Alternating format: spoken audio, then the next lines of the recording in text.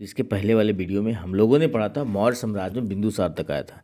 देखिए ये चल रहा है लुसेंट का सीरीज, और इस सीरीज में मैं आपको टॉपिक बाय टॉपिक धीरे धीरे आगे बढ़ते जा रहा हूँ। ठीक है, तो जो लोग भी फॉलो कर रहे हैं वो आराम से इस चीज़ को देखते जाए, जो लोग नए हैं वो बिल्कुल ही इस चैनल को सब्सक्राइब कर लें। ठीक है, तो आइए अब बिंदुसार की बात पढ़ते हैं, उसके उत्तराधिकारी यानी कि अशोक के बारे में। ये मौर्य साम्राज्य में बहुत ही ज़्यादा इंपॉर्टेंट है, इससे अच्छे खासे प्रश्न एग्जाम में बन जाते हैं। तो आइए शुरू करते हैं, अशोक के बारे में जानते हैं। देखिए अशोक जो था वो बिंदुसार का उत्तराधिकारी था। अशोक जो इतना महान हुआ कि इसे बाद में जो है अशोक महान कहा जाने लगा, जो कि आपको 269 ईसा पूर्व में मगध की राजगद्दी पर बैठा था। तो सबसे पहली बात जो हो गया, ये अशोक जो था वो बिंदुसार का उत्तराधिकारी था, और ये जो है मगध के गद्दी पर 269 ईसा पूर्व में बैठा था, ये ध्यान रखिएगा। अशोक की माता के नाम की बात यदि करते हैं तो उनकी माता का नाम सुभद्रांगी था, और ये जो बातें सुभद्रांगी बताया गया है वो दिव्यावदान ग्रंथ के अनुसार बताया गया है। ये दिव्यावदान के अनुसार इस चीज़ को बताया गया है। राजगद्दी पर बैठने के समय अशोक जो थे वो अवंती के राज्यपाल थे, मतलब वहाँ का वो कार्यभार संभालते थे। मास्की, गुर्जरा, नेतुर और उडगीलम, ये इतना इंपॉर्टेंट है, ये चारों आप दिमाग में सेट कर लीजिएगा बात। ठीक है, मास्की, गुर्जरा, नेतुर और उडेगोलम जो है ये लेखों में अशोक का नाम प्रॉपर अशोक मिलता है, ये याद रखिएगा। ठीक है, नेक्स्ट पॉइंट है आपको कि देखिए यहाँ पर कर्नाटक के गुलबर्गा जिले के कंगनहल्ली से जो प्राप्त हुआ है उभारदार मूर्ति शिल्प है। ठीक है, रिलीफ स्कल्पचर जिसे बोलते हैं, उस शिलालेख में याद रखिएगा कि कंगनहल्ली के शिलालेख में अशोक का जो है राजा के रूप में वर्णन मिला है ना, रान्यो अशोक या राजा अशोक का उल्लेख किया गया, ये चीज़ को आप ध्यान रखिएगा। अब देखिए भ्राभु अभिलेख में अशोक ने स्वयं को मगध का राजा बताया है।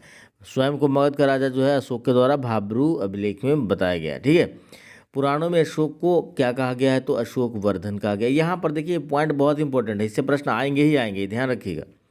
अशोक ने अपने अभिषेक के 8 वर्ष बाद, कितने वर्ष बाद, तो 8 वर्ष बाद 261 ईसा पूर्व में कलिंग पर आक्रमण किया, ये भी बहुत इंपॉर्टेंट हो जाता है। और कलिंग पर आक्रमण करने के बाद कलिंग की राजधानी तोसाली पर अधिकार कर लेता है। ये जो है 13वें शिलालेख में उल्लेख इसका मिला है, और इसी में जो है अशोक की हृदय परिवर्तन हुआ है, इस बात को वहाँ पर भी चर्च की गई है। प्लिनी का कथन है, यानी कि प्लिनी के अनुसार मिस्र का राजा फिलाडेल्फस, जिसे टॉलमी द्वितीय भी कहा जाता था, उसने पाटलिपुत्र में डियानीसियस नामक एक राजदूत भेजा था। क्या कौन नाम का था, तो डियानीसियस। ठीक है, याद रखिएगा। उपगुप्त नामक जो बौद्ध भिक्षु थे उनसे जो है अशोक ने बौद्ध धर्म की दीक्षा ली थी, ये भी इंपॉर्टेंट। अशोक पहले ब्राह्मण धर्म का अनुयायी था। अशोक पहले ब्राह्मण धर्म को मानते थे। कलहन के राज तरंगनी से पता चलता है कि शैव धर्म का भी वो उपासक रहे हैं। निग्रोध के प्रवचन सुनकर उसने बौद्ध धर्म को अपना लिया। किसके बात से प्रभावित हुए, निग्रोध का प्रवचन सुने, और अशोक जो है अपने धर्म को बदलकर उपागुप्त से दीक्षा प्राप्त करके बौद्ध धर्म को उन्होंने ग्रहण किया। अहरौरा लेख में यह घोषणा की गई है कि अशोक जो है व्यक्तिगत रूप से बौद्ध धर्म का अनुयायी है। अब देखिए बौद्ध धर्म के अनुयायी की चर्चा में यदि लेख की अभिलेख की बात करते हैं तो ये अहरौरा लेख में इस बात को लिखी गई है। ठीक है, याद रखिएगा। अशोक एक उपासक के रूप में अपना राज्याभिषेक के 10वें वर्ष बोध गया की, देखिए अब यहाँ ध्यान दीजिए, उपासक के रूप में, भक्तिभाव के रूप में, ठीक है, मानने के बाद जो है अशोक कहा जाता है कि राज्याभिषेक के 10वें वर्ष बाद उन्होंने यात्रा की बोध गया का, 12वें वर्ष निगाली सागर की, और 20वें वर्ष उन्होंने लुम्बिनी की यात्रा की। अशोक जो थे वो आजीविकों को रहने के लिए बराबर की पहाड़ियों में, ठीक है, बराबर की पहाड़ियों में 4 गुफाओं का निर्माण कराया था, और उस गुफा का नाम था कर्ज, चौपार, सुदामा तथा विष्णु झोपड़ी, की याद रखिएगा। अशोक के पौत्र की बात करते हैं तो दशरथ ने आजीविकों को नागार्जुन की गुफा प्रदान की थी। अशोक के 7वें अभिलेख में आजीविकों का उल्लेख मिलता है, ठीक है, तथा महामात्रों की आजीविकों के हितों का ध्यान रखने के लिए कहा गया है। अशोक ने बौद्ध धर्म के प्रचार के लिए अपने पुत्र महेंद्र, पुत्री संघमित्रा, ये दोनों को उसने श्रीलंका भेजा था। बौद्ध धर्म यानी कि बौद्ध परंपरा और उसके लिपियों के अनुसार जो अशोक जो थे उन्होंने 84,000 स्तूपों का निर्माण कराया था। कितने, 84,000। भारत में शिलालेख का प्रचलन सबसे पहले जो अशोक के द्वारा ही किया गया है। अशोक के शिलालेखों की बात करते हैं तो यदि उसमें लिपि का प्रयोग की बात करते हैं तो ब्राह्मणी लिपि, खरोष्टी लिपि, ग्रीक लिपि और अरमाइक लिपि का प्रयोग हुआ है। ठीक है, आगे चलते हैं, जिसमें भारत में सबसे ज़्यादा ये ब्राह्मणी की बात चलती है। खरोष्टी और अरमाई की बात करते हैं। ग्रीक तो ये विदेशों में मतलब खरोष्टी वगैरह अफगानिस्तान में यूज हुआ, ठीक है। ग्रीक एवं अरमाइक लिपि का अभिलेख अफगानिस्तान से आप देख सकते हैं, अफगानिस्तान से। खरोष्टी की बात करते हैं तो शहबाजगढ़ी और मानसेहरा पहले भारत से ही था, अब पाकिस्तान में हो गया, ठीक है। और शेष जो है ब्राह्मणी लिपि शेष भारत में अभिलेख इसके मिले हैं। खरोष्टी लिपि जो था ना वो पहले दाईं से बाईं की ओर लिखी जाती है। जैसे हम लोग कैसे लिखते हैं, इधर से शुरू करते हैं ना, तो ये बाएं लेफ्ट टू राइट है। वो खरोष्टी लिपि जो इधर से शुरू किया था, एक लाइन पूरा होने पर फिर ऐसे ऐसे जाया जाता था, ठीक है। अशोक के अभिलेखों को 3 भागों में बांटा जा सकता है, शिलालेख, स्तंभलेख और गुहालेख, ठीक है। शिलालेख मतलब कोई बड़ा सा कठोर चीज़ पर लिखा जाना, ठीक है। स्तंभलेख मतलब पिलर टाइप का, ठीक है। ये देखिए शिलालेख ऐसे हो गया, किसी भी कठोर चीज़ पर लिखना। और स्तंभलेख एक पाया हो गया, ठीक है, पाया पर इस चीज़ से ऐसे करके लिखना, ठीक है, ये हो गया स्तंभलेख। और गुफालेख किसी भी पहाड़ को खोदकर जो ये बनाया गया उसमें अंदर जो बातें लिखी गई है उससे हो गया गुहालेख, ठीक है। ये चीज़ आप समझ लीजिए, शिलालेख ये हो गया पिलर पर हो गया तो आपको स्तंभलेख, और गुहालेख मतलब किसी भी गुफा में यानी कि अंदर जो लिखी गई बातें हैं पहाड़ खोद कर। तो ये तीनों नाम जो है आपको नाम से स्पष्ट है, शिलालेख है ना, स्तंभलेख, और ये हो गया स्तंभलेख पिलर पर, शिलालेख पट पर, मतलब कठोर पट किसी चीज़ का हो सकता है। स्तंभलेख पिलर पर होगा और गुहालेख जो होगा आपको ये, तो शिलालेख कठोर वस्तु पर लिखा जाना, स्तंभलेख पिलर पर जो लिखा जाना, ठीक है, और गुहालेख जो होगा आपको गुफा में लिखा था। अशोक के शिलालेख की खोज 1750 ईस्वी में पादरेटी फैनथेलर ने की थी।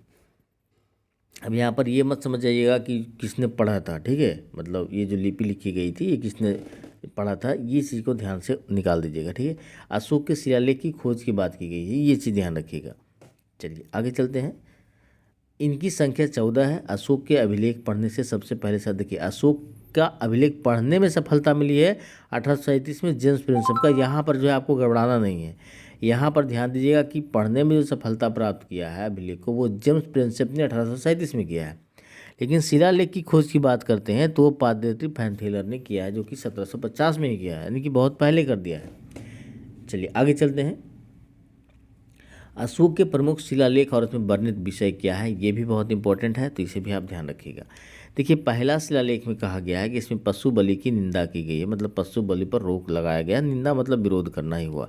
दूसरा में कहा गया है कि मनुष्य और पशु दोनों की जो है मेडिकल व्यवस्था, चिकित्सा व्यवस्था का उल्लेख किया गया है। तीसरा में कहा गया है कि इसमें राजकीय अधिकारियों को यह आदेश दिया गया है कि वो हर 5वें वर्ष, हर एक 5 वर्ष के उपरांत दौरे पर जाएं और उसमें कोई धार्मिक नियमों का भी उल्लेख उनके द्वारा करना है। चौथा में कहा गया है इसमें भेरी घोष की जगह धम घोष, मतलब लड़ाई झगड़ा नहीं करना है, युद्ध से आपको दूर रहना, और धम घोष मतलब शांति वातावरण में आपको रहना है, प्यार से किसी को समझाना है ना। यहाँ पर ये बात होगी। भेरी घोष मतलब आपको लड़ाई झगड़ा नहीं करना है, मतलब वहाँ पर भेरी घोष किसी को डरा धमका कर नहीं, ठीक है, उसे प्यार से समझाकर इस बात को किसी को मनवाना हो तो वही होता है भेरी घोष और धम घोष। 5वां में लिखा गया कि धर्म महामात्र जो है उनकी नियुक्ति की जानकारी मिलती है। 6ठा में आत्मनियंत्रण की शिक्षा दी गई है, ठीक है। 7वां और 8वां में अशोक की तीर्थ यात्राओं का उल्लेख किया गया है, ठीक, कहाँ कहाँ अशोक जो है घूमे थे। 9वां में इसमें सच्ची भेंट था, सच्चे शिष्टाचार का उल्लेख किया गया है। 10वां में इसमें अशोक ने आदेश दिया है कि राजा तथा जो उच्च अधिकारी हो हमेशा प्रजा के हित में ही वो सोचेंगे। 11वां की बात की गई है, तो इसमें जो है धर्म की व्याख्या की गई है कि धर्म क्या है। 12वां में है इसमें स्त्री महामात्रों की नियुक्ति एवं सभी प्रकार के विचारों के सम्मान की बात कही गई है। 13वां की बात करते हैं, इसमें कलिंग युद्ध का वर्णन है, बहुत इंपॉर्टेंट है ये। अशोक के हृदय परिवर्तन की बात भी इसमें कही गई है। इसी में 5 यवन राजाओं के नामों का उल्लेख मिलता है जहाँ उसने धर्म प्रचारक बने। 14वां की बात करते हैं जो कि अंतिम है, अशोक ने जनता को धार्मिक जीवन बिताने के लिए प्रेरित किया। ये हो गया शिलालेख। शिलालेख 14 याद रखिएगा, क्लियर। अब देखिए हम लोग देखते हैं स्तंभलेख। स्तंभलेख की संख्या है 7। कितने हैं? 7। चलिए, जो केवल ब्राह्मणी लिपि में लिखी गई है ये 6 अलग अलग स्थानों से प्राप्त हुआ। संख्या 7 है पर जगह 6 में ही वो प्राप्त हो गया है। पहला देख सकते हैं कि प्रयाग स्तंभलेख, ठीक है, ये आप देख सकते हैं एक प्रयाग स्तंभलेख। यह जो था पहले कौशाम्बी में था। कहाँ था? कौशाम्बी में। और इस स्तंभलेख को जो है अकबर ने इलाहाबाद के किले में स्थापित करा दिया था। यह हो गया। दूसरा दिल्ली टोपरा था, ठीक है। यह स्तंभलेख फिरोज शाह तुगलक के द्वारा टोपरा से दिल्ली लाया गया। तीसरा दिल्ली मेरठ, पहले मेरठ में स्थित था, स्तंभलेख फिरोज शाह के द्वारा दिल्ली लाया गया। रामपुरवाभिलेख की बात करते हैं तो यह स्तंभलेख जो है आपको चंपारण बिहार में स्थापित है। इसकी खोज 1872 में कार्लाइल ने की थी। बीपीएससी के आप नज़रिए से देखिएगा तो ये बहुत इंपॉर्टेंट हो जाता है, जो कि बिहार वाला है। लौरिया अरेराज की बात करते हैं तो ये भी चंपारण बिहार में ही है। लौरिया नंदनगढ़ की बात करते हैं तो ये भी चंपारण बिहार में है, और इस स्तंभ पर मोर का चित्र बना है, ये भी ज़्यादा इंपॉर्टेंट हो जाता है। मौर्य प्रांत जो था उस समय, ध्यान रखिएगा इस चीज़ को, कि मौर्य प्रांत जो था उस समय उसकी जो क्षेत्र होते थे, उस क्षेत्र की राजधानी को क्या बोला जाता था, कहाँ कहाँ था, ये ध्यान रखिएगा। जैसे उत्तरापथ, उत्तर का साइड था तो उसकी राजधानी तक्षशिला थी। अवंती राठ थोड़ा साउथ मिडिल में चले, साउथ में नहीं मिडिल में चले जाइए, जो मध्य प्रदेश का क्षेत्र है उसे उज्जैनी बोला जाता था उसकी राजधानी को। कलिंग की जो राजधानी थी कलिंग क्षेत्र की, उसको तोसाली बोला जाता था। और यहाँ पर दक्षिणापथ की बात करते हैं स्वर्णगिरी, प्रासीपुरी प्रांत जो कि उसकी राजधानी पाटलिपुत्र था। क्षेत्र बड़ा था, इस क्षेत्र में जो बटा हुआ पार्ट है ना, उस चीज़ को, उस क्षेत्र की राजधानी को बनाया गया था, ठीक है। तो उस राजधानी को यहाँ पर ये सभी प्रांत, सभी जो क्षेत्र थे वो मौर्य प्रांत में ही आते थे। कौशाम्बी अभिलेख को रानी अभिलेख भी कहा गया, ये चीज़ को ध्यान रखिएगा। अशोक का 7वां अभिलेख जो था वो सबसे लंबा था, ठीक है। अशोक का सबसे छोटा स्तंभलेख लुम्बिनी देई है। इसी में लुम्बिनी में धर्म यात्रा के दौरान अशोक द्वारा भू राजस्व की दर को घटाकर 1/8 भाग कर दिया जाता है, और लुम्बिनी ग्राम पर धार्मिक कर यानी कि जो बलि है उसे माफ़ कर दिया जाता है। नोट में आप देख सकते हैं, महास्थान बांग्लादेश से जो प्राप्त सोहगौरा का ताम्रपत्र अभिलेख में प्राप्त मौर्य काल में अकाल, सूखा जैसी दैवी प्रकोप के समय राज्य द्वारा राहत किए जाने का विवरण प्राप्त होता है, ठीक है। आप आगे देख सकते हैं, पृथक प्रथम शिलालेख में यह घोषणा की गई है कि सभी मनुष्य जो हैं वो मेरे बच्चे हैं। अशोक का सारे कुनानी की कंधार अभिलेख ग्रीक एवं अरमाइक भाषाओं में प्राप्त हुआ है, ठीक है। साम्राज्य में मुख्यमंत्री एवं पुरोहित की नियुक्ति से पूर्व उसके चरित्र को काफ़ी जांचा परखा जाता था, जिससे उपदा परीक्षण क्या कहा जाता था, उपदा परीक्षण, जिसमें बहुत ही सटीक तरीके से जांच की जाती थी मुख्यमंत्री और पुरोहित की नियुक्ति से पहले, ठीक है। आज भी ये प्रोसेस होता है, किसी भी जॉब में आप जाओगे तो आपकी चेकिंग होगा। सम्राट की सहायता के लिए एक मंत्री परिषद होती थी, जिसमें सदस्यों की संख्या 12, 16 या 20 हुआ करती थी, क्लियर। अर्थशास्त्र में सशस्त्र अधिकारी के रूप में तीर्थ का उल्लेख मिलता है, जिसे महामात्र भी कहा जाता है। इसकी संख्या कितनी थी, तो 18 थी। अर्थशास्त्र में चर जासूस को कहा गया है। अशोक के समय मौर्य साम्राज्य में प्रांतों की संख्या कितनी थी, तो 5 थी। प्रांतों को चक्र कहा जाता था। प्रांतों के प्रशासक कुमार या आर्यपुत्र या राष्ट्रीय कहलाते थे। ये इंपॉर्टेंट है, इसे आपको ध्यान रखना होगा। चलिए, यहाँ पर अर्थशास्त्र में वर्णित तीर्थ है उसे भी देख लेते हैं। मंत्री मतलब प्रधानमंत्री, पुरोहित धर्म एवं दान विभाग का प्रधान होता था, सेनापति सैन्य विभाग का प्रधान होता था, ये तो सिंपल है। युवराज को राजपुत्र, युवराज मतलब राजपुत्र होता था। दौवारिक मतलब राजकीय द्वार रक्षक था। अंतर्वेदिक मतलब अंतःपुर का अध्यक्ष था। समाहर्ता मतलब आय का संग्रह करता था। सन्निधाता मतलब राजकीय कोषाध्यक्ष था। प्रशासता कारागार का अध्यक्ष था। प्रदेष्टि जो था वो कमिश्नर था, क्या था, कमिश्नर था, ठीक है। चलिए, और यहाँ पर पौर जो था वो नगर का कोतवाल था, क्या था, नगर का कोतवाल। इस चीज़ का भी आप ध्यान रखिएगा। अब देखिए, व्यवहारिक जो था वो प्रमुख न्यायाधीश था। नायक जो था नगर रक्षा का अध्यक्ष था। कर्मांतिक जो था उद्योगों एवं कारखानों का अध्यक्ष था, मंत्री परिषद अध्यक्ष होता था। दंडपाल सेना का सामान एकत्र करने वाला होता था। और यहाँ पर दुर्गपाल की बात करते हैं तो दुर्ग रक्षक था। अंतपाल सीमावर्ती दुर्गों का रक्षक था। ये सारी बातें जो लिखी गई है वो अर्थशास्त्र से उठाई लिखी गई है, ठीक है। प्रांतों का विभाजन विषय में किया गया था, क्या चीज़ में, विषय में, और जो विषयपति के अधीन होता था। प्रशासन की सबसे छोटी इकाई ग्राम थी, उसके मुखिया को ग्रामी कहा जाता था। प्रशासकों में सबसे छोटा गोप था, जो 10 ग्रामों का शासन संभालता था। कितने ग्रामों का, गोप जो था वो 10 ग्रामों का शासन संभालता था। मेगा श्रेणी के अनुसार की यदि बात करते हैं तो नगर का प्रशासन जो था वो 30 सदस्यों का एक मंडल करता था, जिसमें 6 समितियाँ थी और प्रत्येक समितियों में 5 सदस्य होते थे। बिक्री कर के रूप में मूल्य का 10वां भाग वसूला जाता था। इसे बचाने वाले को बहुत ही कठोर दंड यानी कि मृत्यु दंड दिया जाता था।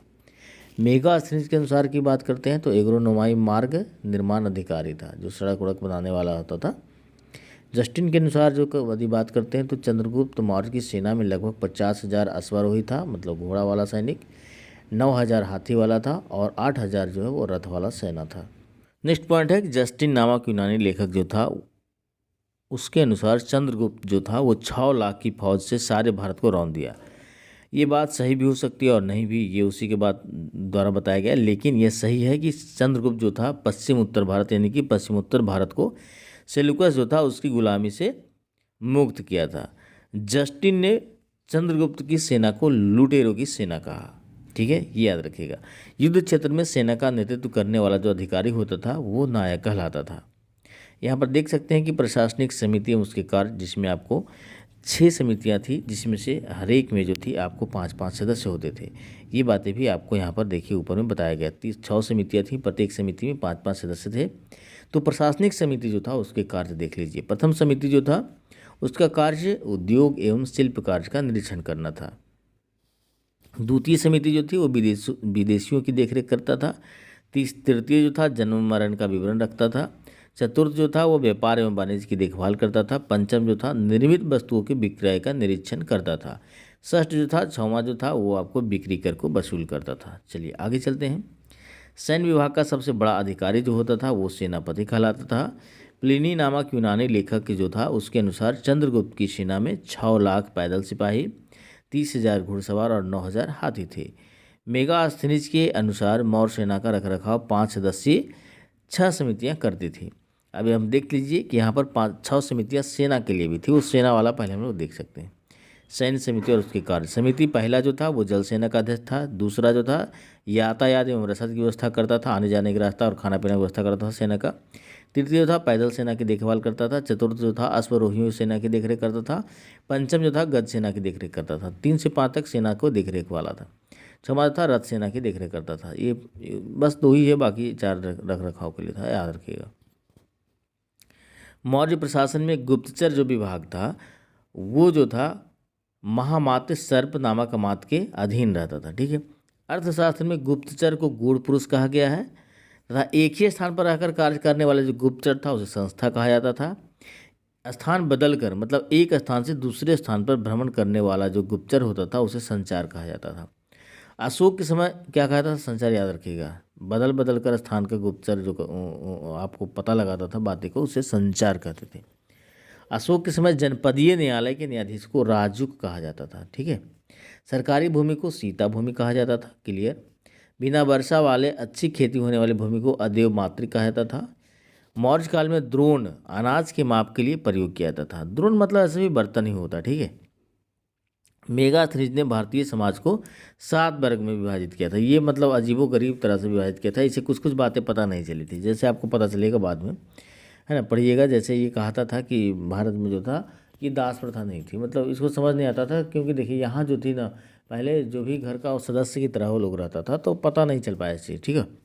तो ये बातें उसने नहीं लिखी। देखिए पहला दार्शनिक था, इसके अनुसार भारतीय समाज का वर्गों में विभाजित जो था वो 7 तरीके से था। पहला दार्शनिक था, दूसरा किसान, फिर अहीर था, कारीगर था, सैनिक था, निरीक्षक और सभासद था। स्वतंत्र वेश्यावृत्ति अपनाने वाली जो महिला होती थी उस समय की, वो रूपा जीवा कहलाती थी। ठीक है। नंद वंश के विनाश करने में चंद्रगुप्त मौर्य जो था वो कश्मीर के राजा प्रवर्तक, याद रखिएगा, प्रवर्तक से सहायता प्राप्त की थी। मौर्य शासन 137 वर्षों तक रहा। कितने तक? 137 साल तक रहा, 137 वर्ष तक रहा। और भागवत पुराण के अनुसार मौर्य वंश में 10 राजा हुए। कितने? 10। लेकिन यहाँ पर वायु पुराण में की बात करते हैं तो इसके अनुसार 9 राजा हुए। मौर्य वंश का अंतिम शासक की बात करते हैं तो बृहद्रथ था। इसकी हत्या इसके सेनापति पुष्यमित्र शुंग 185 ईसा पूर्व में कर दी और मगध पर शुंग वंश की नींव डाली। अशोकाराम विहार पाटलिपुत्र में था। तो ये था पूरी तरह से मौर्य साम्राज्य का अप टू डेट। आप हम लोग पूरा देख लिए। ये अशोक का स्पेशल यहाँ पर टॉपिक बड़ा था, इसलिए मैंने इसे एक वीडियो में कवर किया। उम्मीद करता हूँ वीडियो आपको अच्छी लगी होगी। देखो वीडियो अच्छी लगी, वीडियो को लाइक कीजिए, चैनल को सब्सक्राइब करके बेल आइकन दबाना ना भूलें ताकि इस तरह का अपडेट आपको मिलता रहे। तब तक थैंक यू, जय हिंद।